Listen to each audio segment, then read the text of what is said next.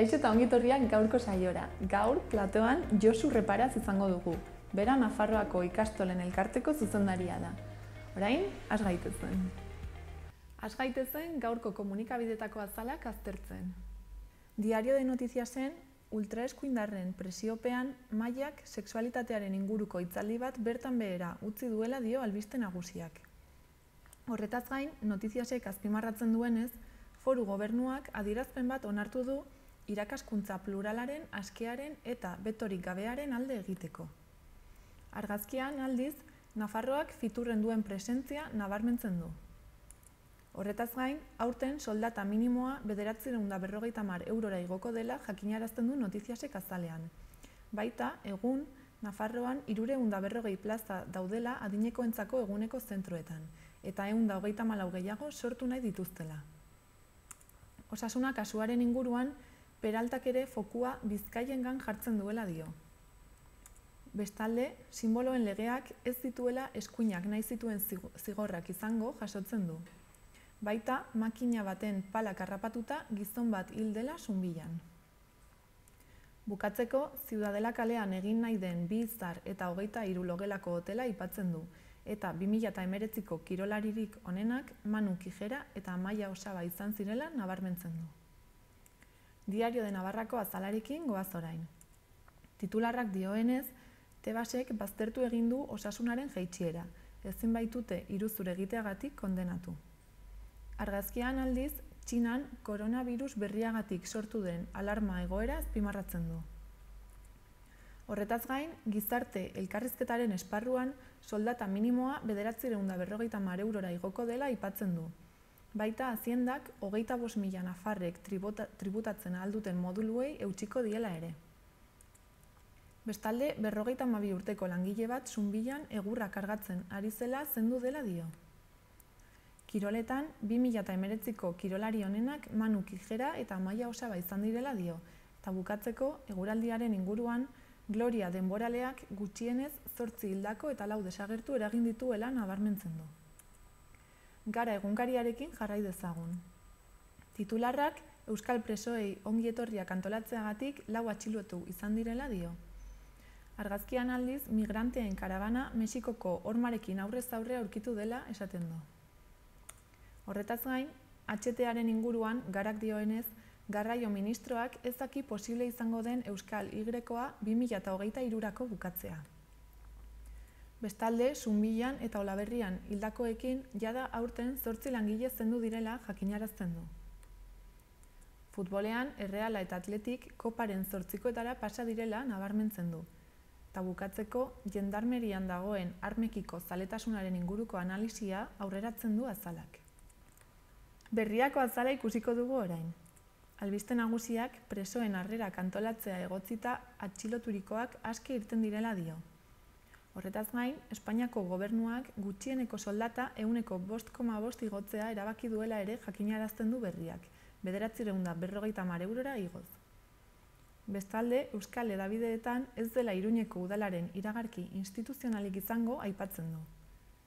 Mundu mailan, Marokok mendebaldeko Saharako uren subiranotasuna bere gain hartu duela dio. Gainera, berriak 2 elkarrizketen zatiak dakartza azalean. Lehenengoa, Mikel Marquez kantariari egindakoa, eta bestea, Ferran Casas eta Odei A. Etxearte kazetariei egindakoa. Bukatzeko, gaur duela 25 urte, Gregorio Ordóñezen hilketarekin eta buruzagi politikoak jomugan jartzen hasi zela gogorarazten du. Euskal Herria irratiarekin bukatuko dugu. Albiste nagusia, Zunbilan langile bat lan istripu batean hil dela da. Doneztebeko 52 urteko gizon bat hilda pala kamioi batekin egurra kargatzen ari zela. Horretaz gain, Maiak euskarazko hedabideak publizitate instituzionalik gabe utzi dituela ere jasotzen du horri nagusian. Eta bukatzeko, geroa baitik egindako deklarazioa nabarmentzen du.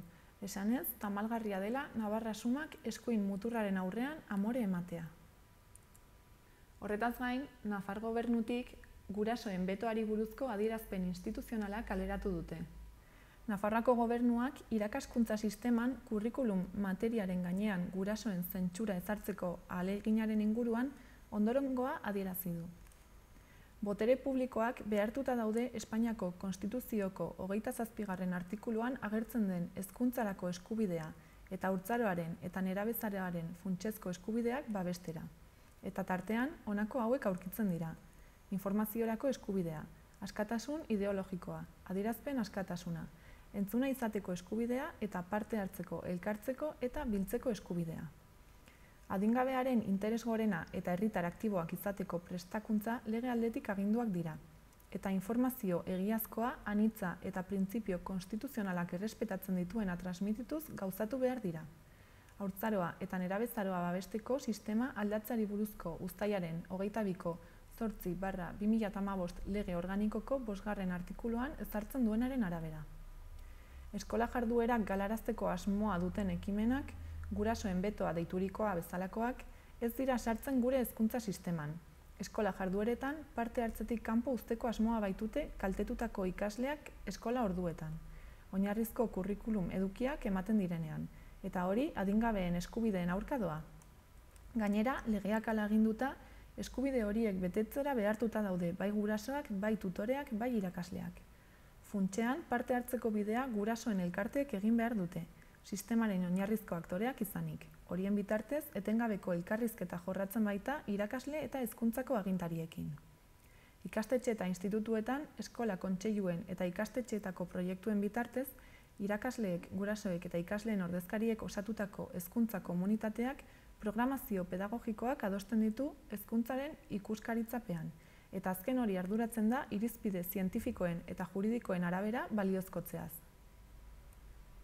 Aipatutako ez gain eta bukatzeko, Nafarroak zikloturismoaren erreferente bilakatu nahi duela adierazi du. Fitur 2020ren lehen jardunaldian, Nafarroak kirolean eta naturan oinarritu du bere proposamen turistikoa. Eskaintza horretan, protagonismo berezia hartzen du zikloturismoak. Foru komunitatea Europako ibilbide nagusiek Iberiar penintsulara sartzeko izango duten erreferente eta ate bilakatu nahi duen kirol modalitate gisa. Turismoa sustatzeko Madrilen egiten ari diren hitzorduan, Manu Ayerdi garapen ekonomiko eta enpresarialeko kontseilaria egonda. Foru komunitateak stand bat eta programa zabal bat ditu, Nafarroa 5 garai 5 urtaro goiburuarekin. Ideia horrekin, 4 urtaro tradizionalekin batera, Nafarroak 5. ere eskaintzen duela azaldu nahi da, bertako izaerarekin, kontatzeko modu bereziarekin, begiratzen eta deskubritzen laguntzearekin, partekatzearekin eta bizitzearekin erlazionaturikoa. Azoka, 50 kazetari espezializaturi eta hainbat herrialdetako Espainiako turismo bulegoetako langilei zuzendurik egon den 2020ko berrikuntzen aurkezpen ekitaldiarekin hasi da. Ekitaldean, Maitena Ezkutari turismo merkataritza eta kontsumo zuzendari nagusiak hartu du parte, eta Nafarroak urtean zehar bisitarientzat dituen ezaugarriak eta jarduerak azaldu ditu.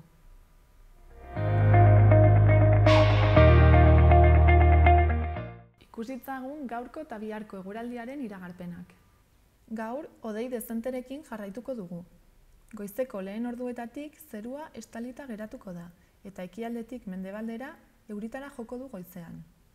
Arratsaldean atertzera egingo du, eta behe hodeiak gutxitu egingo dira. Azken orduetan, erdi mailako hodeiak eta goi hodeiak gailenduko dira. Hego haizean nagusituko da, hasieran ahul ibiliko da. Eguerditik aurrera indarra hartuko du eta arratsalde gauean bolada gogorrak izango dira. Temperatura maksimoak igo egingo dira, batez ere Kantauri isurialdean. Goizean goiz, lainogune batzuk agertuko dira. Bihar, ostiralean, hodeiak eta ostarteak izanen dira. Erdi mailako hodeiak eta goi hodeiak izango dira gehien bat, eta tarteka ugariak izango badira ere ez dute euririk utziko. Ostarteak zabalduko dira noizbehinka, eta eguzkia ikusteko aukera izango dugu. Alabaina, Araba eta Nafarroa hegoaldean lainoa edota behe hodeiak ager daitezke goizean, eta txokoren batetan izotza bota dezake. Temperaturak oro har gora egingo du, eta hego haizeari esker ipar partean nabarituko da gehien bat igoera hori. Ikusitzagun gaurko eguneko efemerideak. 1832ko urtarrilaren 23an Eduard Manet margolari frantziarra jaio zen. Egun berean, baina 1883an Jose Zorrilla poeta eta dramaturgoa Don Juan Tenorioren autorea hil zen. Egun berean, baina 1954 urtean, Edvard Munch margolari norvegiarra hil zen. Eta bukatzeko, gaurko egunez, baina 1989an, Salvador Dalí margolari kataluniarra hil zen.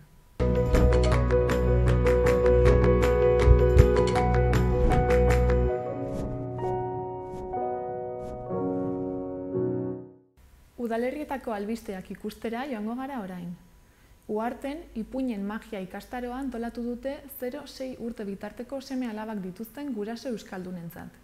Gutxienez, B1 maila eskatuko da, eta ikastaroan, ipuinak seme-alaben heziketan laguntzeko nola erabili irakatsiko da. Ikastaroan, material teorikoa, ipuinen katalogoa eta bibliografia banatuko dira. Ikastaroa urtarrilaren 29an hasiko da eta asteazkenero izanen da. 4 saio izango dira, arratsaldeko 5:00 6:30 eta haurtzaindegi zerbitzua eskainiko da. Interesa duen orok bihar arte eman dezake izena euskara zerbitzuan eta 20 euro ordainduz.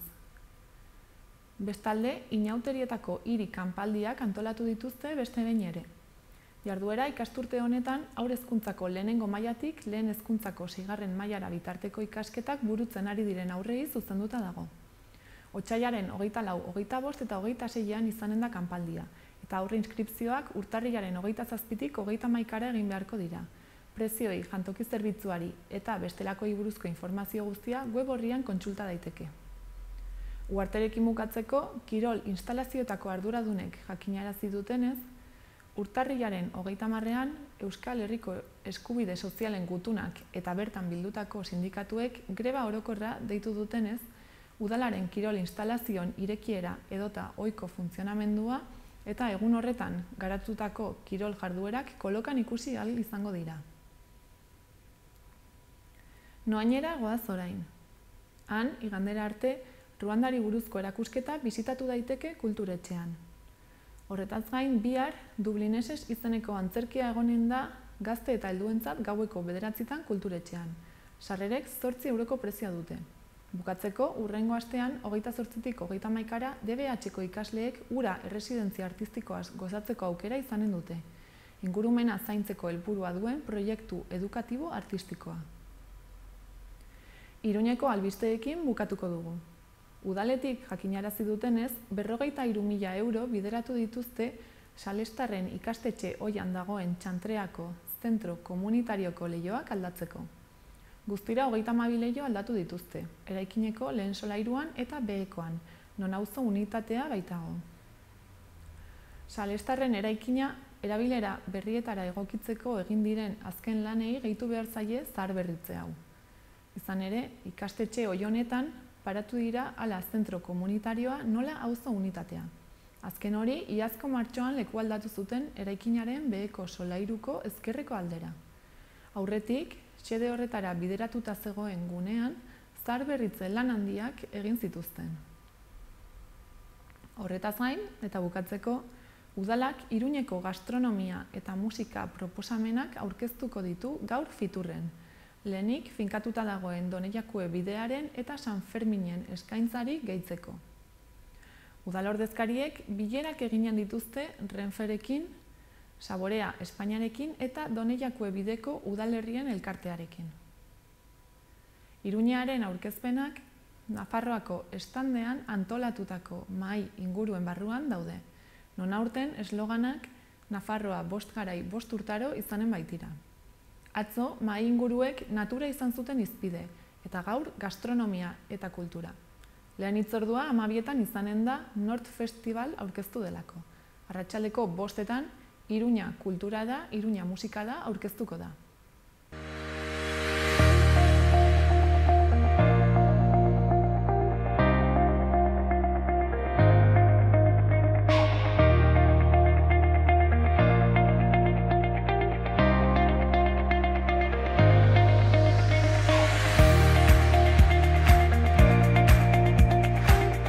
Josu Reparaz dugu hemen gurekin platoan, bera ikastolen elkarteko zuzendaria da, Nafarroako ikastolen elkarteko zuzendaria. Kaixo, zer moduz? Kaixo, osongi. Orain aurre matrikulazioekin atope ez, suposatzen dut zabiltzatela? Bai, orain hasten da urteoroko momentu hori, oso momentu intensoa izaten da, beti ilusioz beteta, beti saiatzen jendeak, 3 urteko neska mutilak dituzten familiak, ikastolen aldeko hautua egin dezaten da desiatzen eta gure eskaintza ezagutzera ematen. Beti da momentu hori, ilusionantea, ikustea zenbat familiek hartzen duten, bere seme-alaben hezkuntza gurekin konpartitzeko, hautu hori.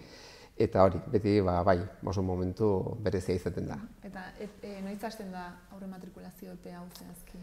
Nafarroan epea motza da, hasten da otsailaren 3an eta 7an bukatzen da. Beraz, astebete daukate familiek izena emateko aukeratzen duten ikastetxean. Eta nola da izen emate hori, nola da prozedura? Prozedura garrantzitsua da jarraitzea zehaz-mehatz. Familia bakoitzak betetzen du inprimaki bat, bere datua jarriz. Hor markatzen du zein den bere lehenengo aukera, zein den bere semea edo alabarentzat aukeratzen du lehenengo ikastetxea, eta hor jarritzake urrunkeran gainerakoak, zein 2. tokian, zein 3. tokian. Eta hori aurkezten da beti lehenengo aukeran egiten duzun ikastetxean bakarrik. Eta norbaitek baldin badoka tentazioa, pentsatzekoa, entregatzen badu 2 toki desberdinetan aukera gehiago dituela alderantziz da. Ze balitz zentro horretan badagoela eskaintza baino eskakizun gehiago, geratu litzateke azkena edo kanpoan. Beraz, importantea da ongi jarraitzea prozedurak eta horrela inprimakia behar bezala bete eta bakarrik entregatzea lehenengo aukeran egiten duten ikastetxean. Eta entregatu behar da inprimaki hau pertsonalki edo? Bai, horra eskatzen dira zenbait dokumentu eta bar, eta orduan aurkeztu behar da fizikoki ikastetxean. Eta zer dela eta animatuko zenuke norbait ikastolan aurrematrikulatzera? Nik uste dut denok pentsatzen dugula egiten duguna ongi dagoela, edo bestela ez genuke egingo ez. Uste dut ikastolak badugula bilbide luze bat, 55 urte dira Nafarroan ikastolak sortu zirela. Gure izaera kooperatiboa da, eta orduan gure burua daukagu erabat zerbitzu publikoko ikastetxe bezala, eta daukagun askatasun horrek, edo daukagun autogestiorako aukera horrek ematen digu beti tartea, Nafarroko gobernuak edo gobernuek eskatzu izan dituzten gutxiengoak bete eta ere gure eskaintza propioa izatea. Ikastolak beti izan dira aitzindariak sortu zirenetik, izan ziren lehenengo ikastetxeak eskolatu zituztenak gela berean neskak eta mutilak elkarrekin, orain ematen du hori euskeri badela eta hitz egiten dugu gaur egun asko berdintasunaz, elkarbizitzaz eta bar, eta ikastolak izan ziren aintzindari orduan hori egiten inok egiten ez zuenean. Izan ziren aintzindariak baita ere hori euskera jartzen hezkuntza sistemaren erdigunean, eta euskera izaten hezkuntza sistemaren hizkuntza, hori momentu hartan inork egiten ez zuenean. Jarri zituzten martxan baita ere oso kontziente izanik behar genituela euskeran ardaztutako ikasleak, baina galdu gabe ere nolabait aukera hori gure ikasleak Euskal Herrian biziko zirela, hemen errotuak nahi genituela, nahi genuela bertako hizkuntza eta kultura maitatzeaz gain erabiltzea ere modu ezberdinetan, ez bakarrik ikastolan, ez bakarrik eskolan, eta saiatu ginen baita ere eleaniztasuna sustatzen oso hasieratik, eta hasi ginen oso modu, direla urte asko, ingeleraren lanketa sistematikoarekin oso adin goiztiarrean. Orduan, beti egon gara hor nolabait hezkuntzaren abanguardian, eta beti saiatu gara gure proiektu berriztatzaileak aurrera ematen, oso kontziente gara hezkuntza zerbait oso aldakorra dela, gizarte aldakor batetan bizi gara, eta gaur egun oraindik askoz gehiago, eta hezkuntzak ezin du joan beti gizartearen atzetik, beti saiatu behar dugu ematen pausuak egokitzeko gure ikasleak tokatzen zaigun gizartera eta egoerara. Eta aipatu duzu beti izan dela berrikuntzen aldekoa, eta gaur egun oraintxe konkretuki badigu horrela berezitasunen bat beste eskolekin edo konparatuta? Bai, gure alegina azkeneko urte hauetan izan da hezkuntza eraldatzea goitik bera. Eta ari gara hezkuntza eraldatzen aurre hezkuntzan, baina baita ere lehen hezkuntzan eta DBH-en. Aurre hezkuntzari dagokionez, aldatu da erabat planteamentua, jarri dugu neska mutila ikaslea hezkuntzaren erdigunean, bera da guretzako ardatza, eta aldatu dugu izugarri irakaslearen rola. Zein da irakaslearen rola? Egungo parametroetara aldatzen ari gara. Irakaslea izango da ikaslearen bide lagun, bide horretan, berak irekiko bizkio aukerak, baina ez da izango bera dena dakiena eta besteak ez daki ezer eta berak erakutsiko dioz. Ikasleak modu asko dituzte gauzak ikasteko, bere ganatzeko. Horan saiatu gara sortzen, hori ez, arkitektonikoki bota ditugu hormak, gure ikastoletan oso ezberdinak izanik ere ikastolak bota ditugu hormak, horma fisikoak, ireki ditugu espazio irekiak, ikaslea dute aukera beraien gustoak, beraien zaletasunak garatzeko ere, eta dituzte aukera desberdinak, txoko desberdinak espazio horretan. Ikasle dute aukera 5 urte izan arren 2 urtekoekin egoteko, badirilako zenbait ume berez badutela honelako besteen zaintzarako edo besteen mimorako zaletasuna edo ai hori, eta aukera daukate, beraien nolabait 5 urte izanik ere, egoteko 2 urteko batekin, bere kidetxoa da, eta zaindu nahi du, eta babestu nahi du, eta egon nahi du. Orduan, aukera horiek ematen dira.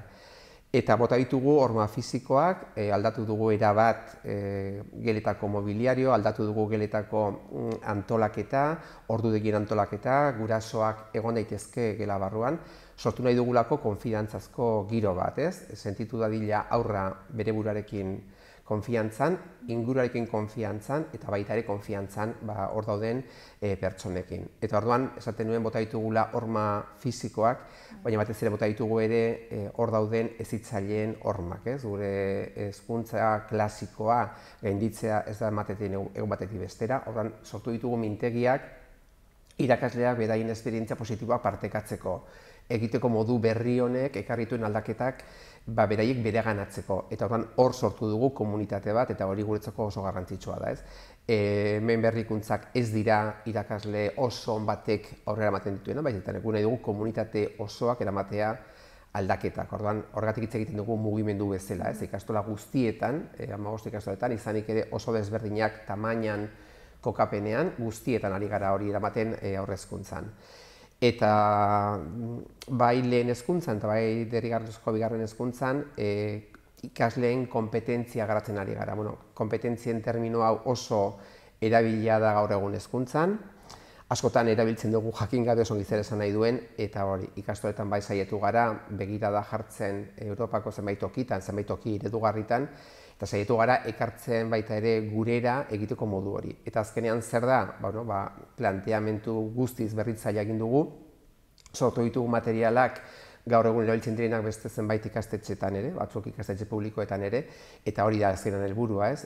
Gure ikasleak jasotzen dituzten edukiak arlo desberdinetan, matematiketan, hizkuntzatan, arte hezkuntzan, berdintzait, gizarte arloetan, jasotzen dituzten prozedurak eta jakitea bakarrik ez dira benetakoak, baizik eta direla erabilgarriak, ez? Eta orduan hori da, ikaslea jartzea egoera desberdinetan, non ikasi duen hori jakin behar du erabiltzen, ez? Eta kontestua da guztiz ezberdina, ez da eremu akademiko bat soilik, ez? Jardakioke ikasle bati egoera bat erreala, eta berak nolabait askatu dezakeena edo bideratu dezakeena aplikatuz aurretik jaso dituen edukiak, ez? Eta normalean aurrera ematen diren proiektu hauek dira arlo ezberdinak parte hartu behar duten egoerak, ez? Eman dezagun egin nahi dela proiektu bat adibidez, hori ez, nerabeei gauden hiria erakargarria dela pentsatzen dugulako erakusteko. Orduan ikasleek egin behar dute nolabaiteko gida bat, hori kanpotik datozen ikasle nerabeei aurkezteko. Orduan egin behar dute dosier bat txertakatu behar dituzte, irudiak erabili behar dute, Google Mapsa. Egin behar dituzte baita ere kalkulo batzuk, ekonomikoak, jakiteko, non egin dezaketen, gida hori, merkeago, aurrekontuak eskatu behar dituzte. Gida horrek gero izango du erabilpen praktiko bat, eramango delako, hiri hortako turismo bulegora eta bertan utziko da, datozen pertsonak eskura izan dezaten. Orduan, badauka beti lotura eskolak gizartearekin. Orduan, planteatzen diren egoerak, dira egoera errealak, eta beti dute helburua hori ez, ikastolan ikasitakoa benetakoa da, baina erabilgarria da. Eta nik erabildezaket pertsona bezala, nire bizitzako hainbat eremu desberdinetan, ez? Izan daiteke eremu familiarra, izan daiteke eremu laborala, edo zure denbora, zure aiziari dagokiona. Orduan, horretan ari gara indar handia jartzen, aldatu ditugu materialak guztiz, ja ez dira lehen bezala unitate didaktikoak, horrela edukiak, daukate beste erabilpen mota bat, eta beti dago momentu bat non ikasleak jarri behar duen praktikan ikasi duen guzti hori.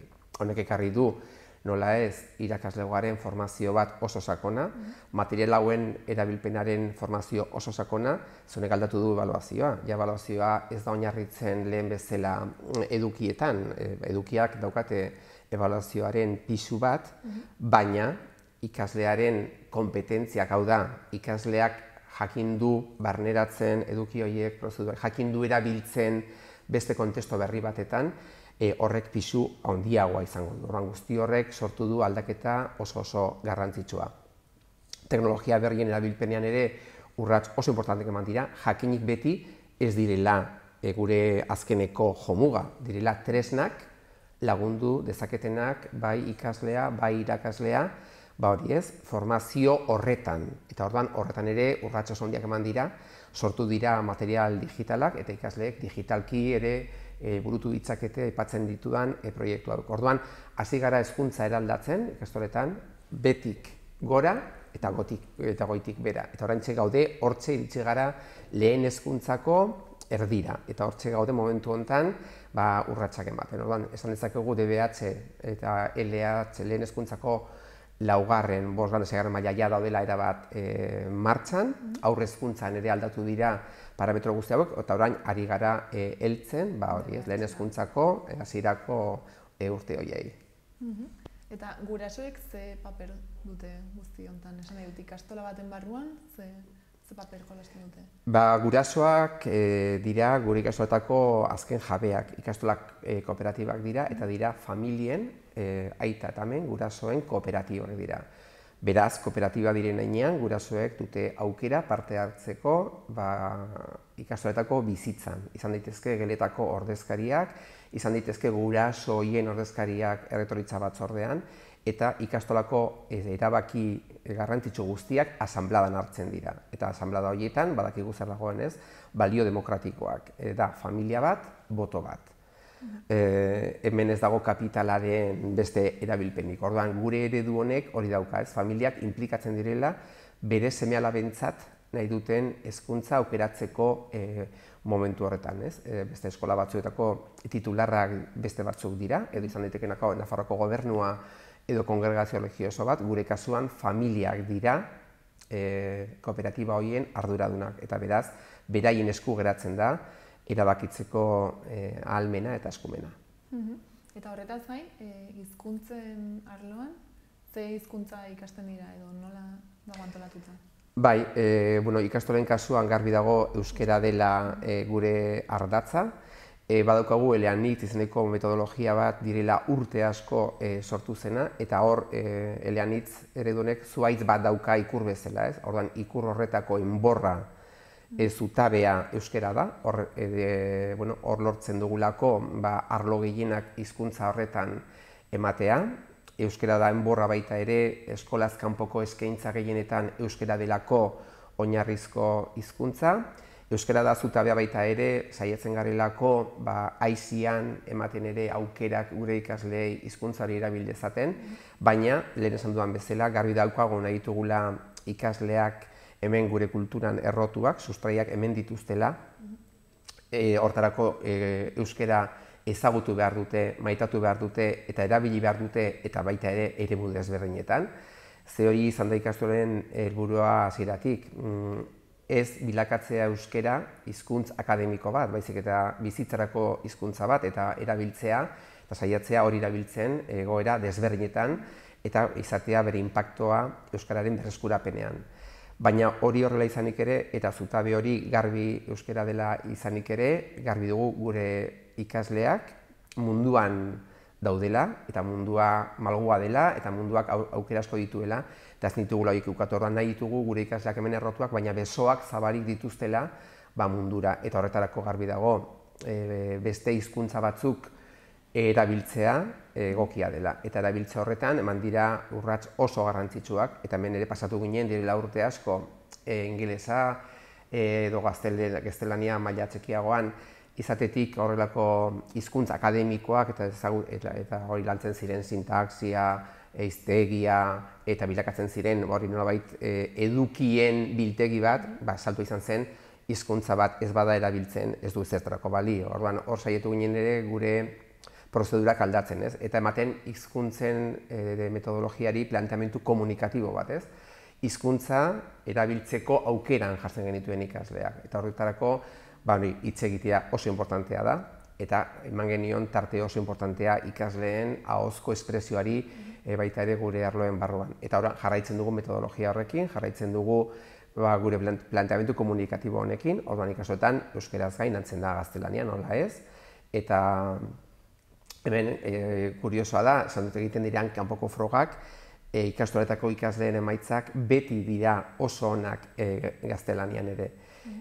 Ingelesarekin jarraitzen dugu planteamendu horrekin, orduan hasten dira ikasleak aurre hezkuntzan egunero ingelerako saioak dituzte, planteamendu komunikatibo honekin, eta hori beti iristen dira DBH-era, eta DBH-en ingeleseko arloaz gain, lantzen dute gizarteko arloa, historiako arloa, ingelera hutsez. Eta orduan hori bermatu ahal izateko garbi dago ikasleak izan behar dutela, ezagutza nahikoa bai irakurritakoa ulertzeko, eta baita ere ahoz eta hori eta idatziz adierazteko baita ere. Orduan hori da gure planteamentua, eta saiatzen gara baita ere, eta hori izan da baita ere guretzako oso garrantzitsua beti, saiatzea ahalik eta denbora gehien erabiltzen. Ikasleak arlo batetan ikasi duena, beste batetan erabiltzen. Ikasi badugu adibidez, eskutitz bat idazten gaztelaniaz, ez dezagun galdu denbora horixe berbera erakusten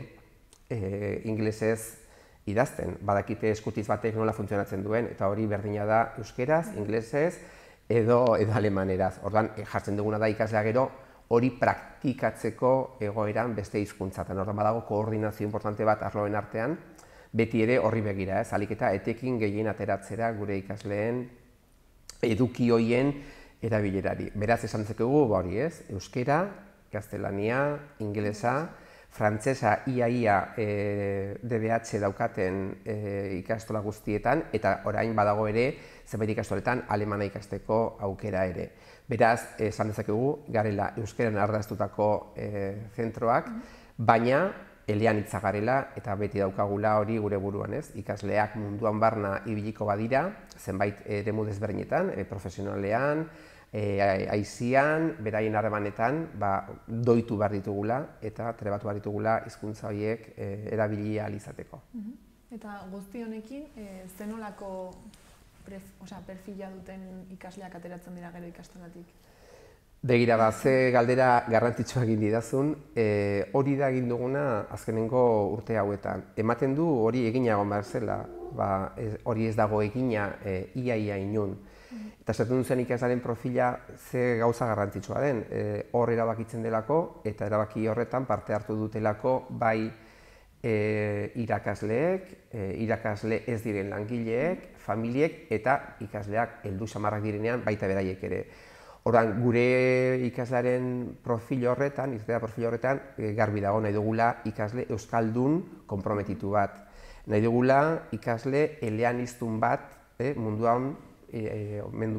besoak irekia dituena.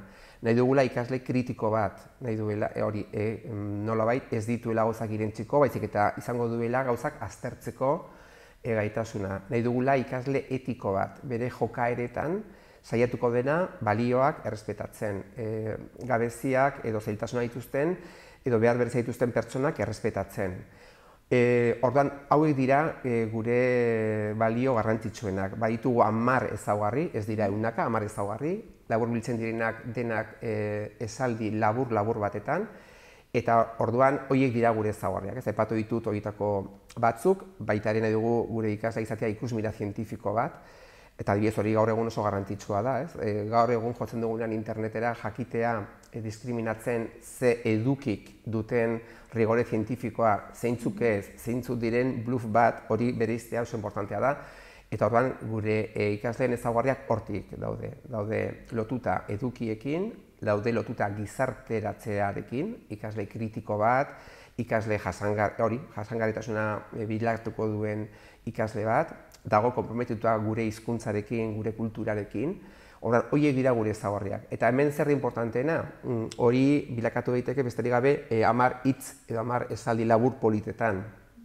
Ez, egin duguna da, horiek badira gure jomugak, haur hezkuntzatik ikasle bat ikastola etortzen denetik 3 urterekin 16 edo 18 urte bitartean, irakaslego osoak hor jarriko du jomuga eta egingo dituen gauza guztiak horri begira jarriko dira.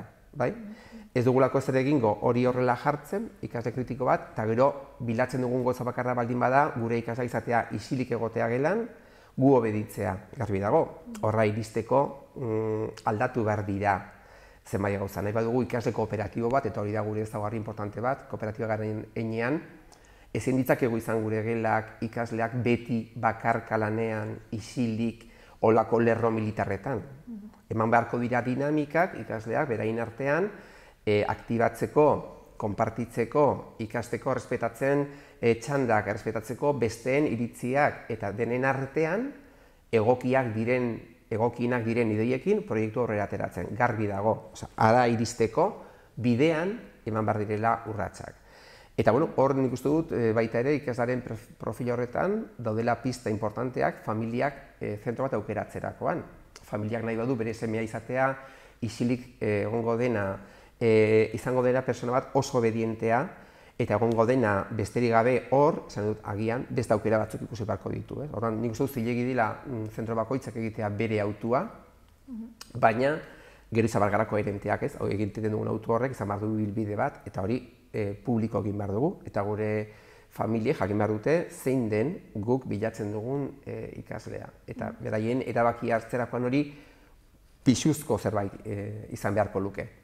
Eta familiek erabakia hartzerakoan, agian ikastolek beldurra ematen diote hizkuntzagatik, euskaragatik, ez? Familia batek euskaraz ez badaki, agian beldurra ematen dio seme-alabak ikastolan matrikulatzeari, eta zer esango zenioke halako pertsona bati? Bueno, uste dut hori, egiten duzun galdera hori, ni egon naizenean ikastola batetan zuzendari da gehien errepikatu zaidan galdera. Garbi dago beldur hori kontaktua duzun orduko, ez? Urratsa ematen duzun orduko, kasu honetan ikastolan zure seme-alaba matrikulatzen alde, beldur hori desagertzen zaizu oso azkar.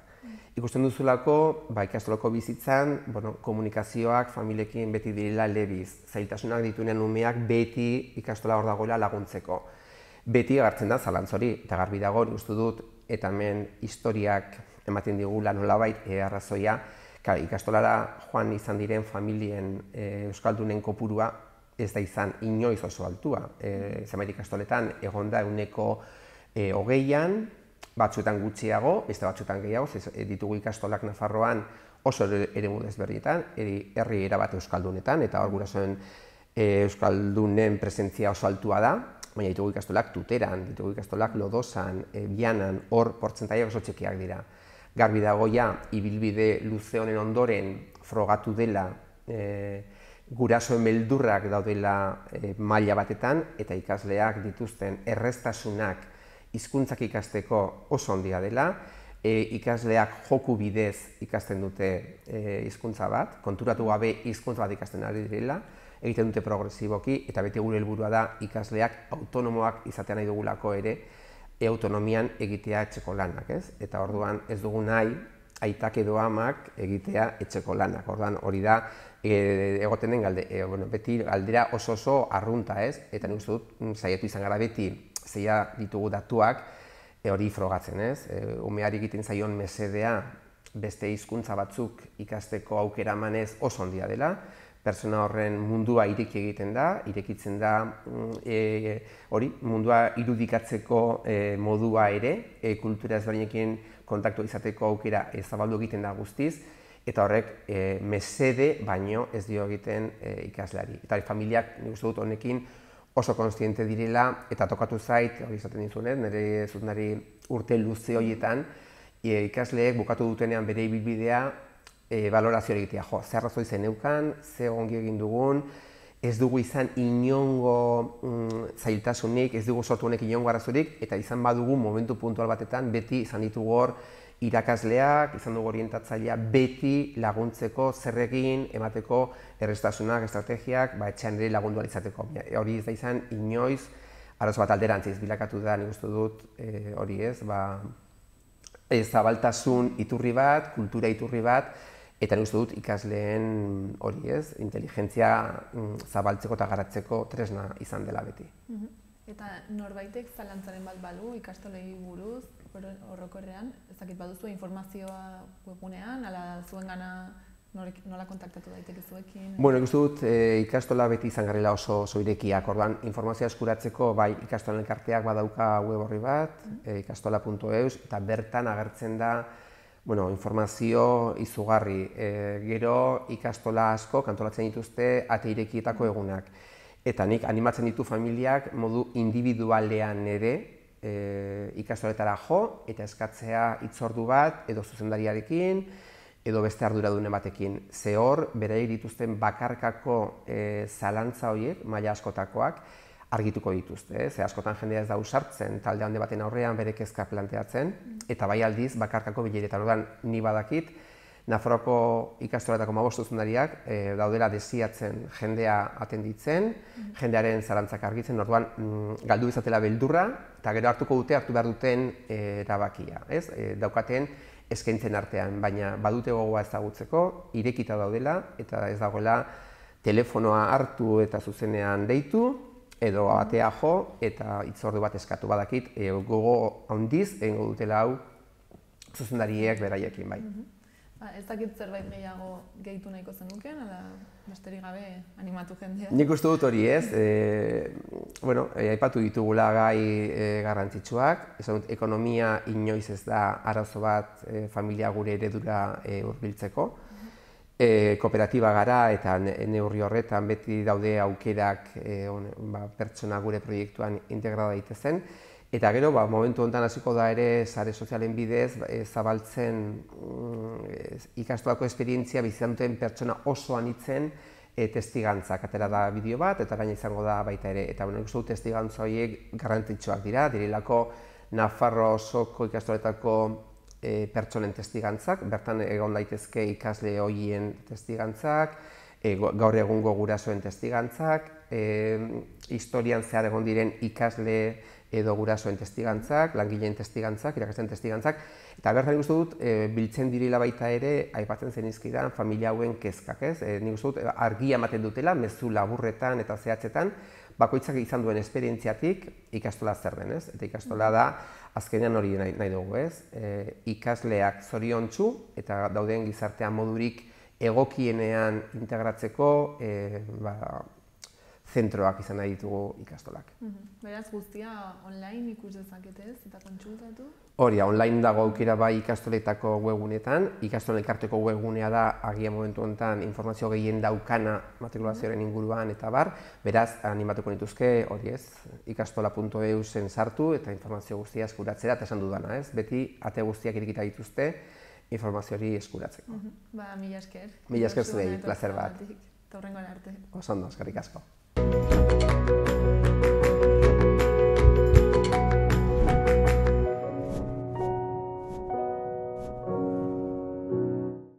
Goazen orain, aste hontako agenda errepasatzera.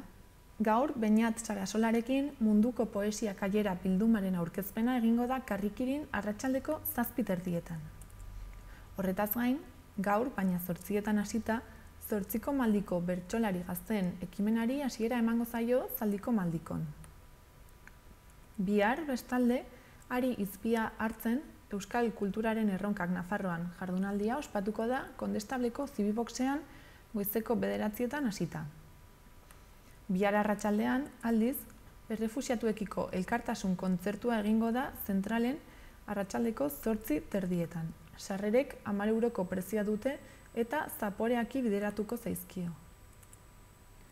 Larunbatean, bisita gidatua egingo da euskaraz, Done Jakue bidea Iruñea barnean izenburuarekin eta Itziber Imizkozen eskutik. Goizeko 12 hasiko da Frantziako portaletik, eta aldez aurretik izena eman behar da Zibiboxetan eta 2 euro ordaindu. Larunbat gauean gainera, Sua eta Azea Maisen kontzertua egongo da Zentralen arratsaldeko 9:00 hasita. Sarrerek 11 euroko prezioa dute.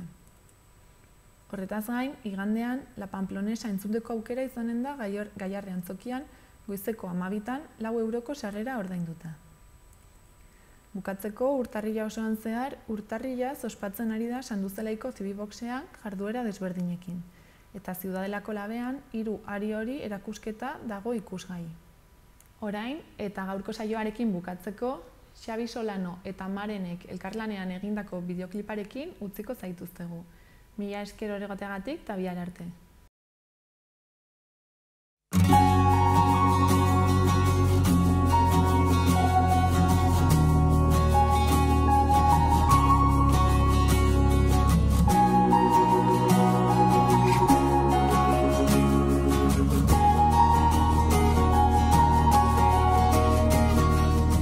Udazken ilun baten egun euritsua azaroan, gogoratzen du nola egon nintzen kalean, zure esperoan lehen aldia izango baliz bezala, eta hostoak jauzi ziren euri artean, eta hostoak jauzi ziren euri artean. Maitasun pizka bat baino eneban behar bezarkadak, enengoela bakarri jakin nahi neban, zure ondoan, baina jendea aurrera eta atzera, eta hostoak jauzi ziren euri artien, eta hostoak jauzi ziren euri artien. Askatasunaren euritan busti nahi nuke, zurekin dantzatuz, kalerdian bada ere, musukatuz bizitza.